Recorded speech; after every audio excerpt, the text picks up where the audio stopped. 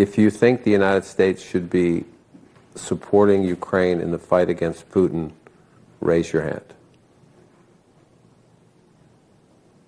Nobody. One of the things that struck me, first and foremost, obviously, was, and it really in my gut, in my heart, was just how seeped in these completely conspiratorial questions and thoughts are in the zeitgeist, particularly when you're talking to Republicans who consume conservative media who don't tell them the whole truth.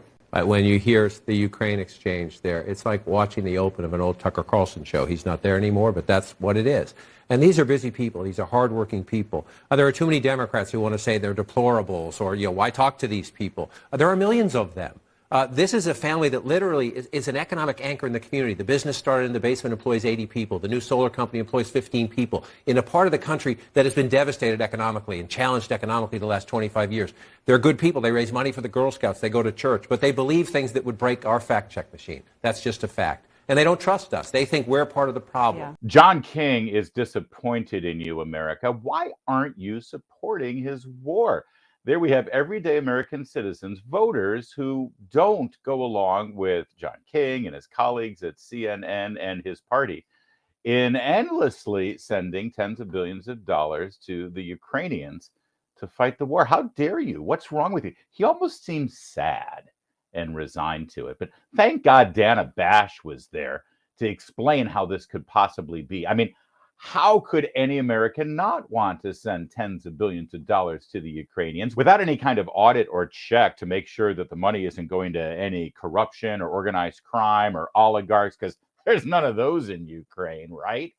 Dana Bash was there to explain how this can possibly be. The only reason that you would shy away from sending all of our money to Ukraine while our border is wide open and criminals are crossing and children are being exploited and fentanyl is pouring in and killing your children, you have to pay upwards to $5 for a gallon of gas in this economy. No, the only reason you would hesitate to send billions of dollars to Ukraine under those circumstances is because you're a conspiracy theorist.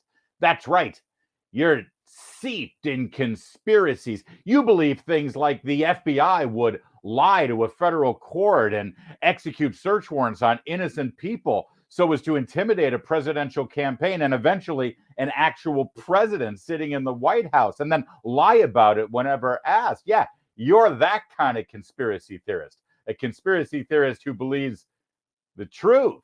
But then, of course, it was great that John King was able to really wrap the whole thing up and explain exactly who you are and why you believe what you believe. See, the only way you can be such an ignoramus about the Ukraine war, the only way you got to be such a conspiracy theorist is because of conservative media.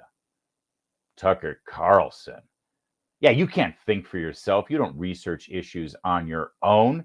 You don't actually look at the facts presented to you and come up with your own opinions and your own ideas. No, you are programmed, you're brainwashed by Tucker Carlson, Fox News, and conservative media. They have a lot of respect for you, don't they? CNN can't imagine how you got here. They can't imagine how you suddenly don't believe them, how you don't put trust in news outlets like CNN. I mean, why on earth wouldn't you believe them? They've been so good and so spot on and completely unbiased. They're just delivering you news and information. There's no political bias there. There's no propaganda coming from CNN. No way. And they're certainly not presenting themselves as some sort of spokespeople for the Biden administration. No.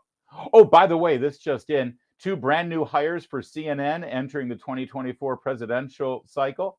They've hired the former communications director for the White House, for the Biden White House, and the former communications director for Vice President Kamala Harris. 2 brand new employees for CNN to give you more unbiased and just the facts kind of information. Keep on trusting them, America.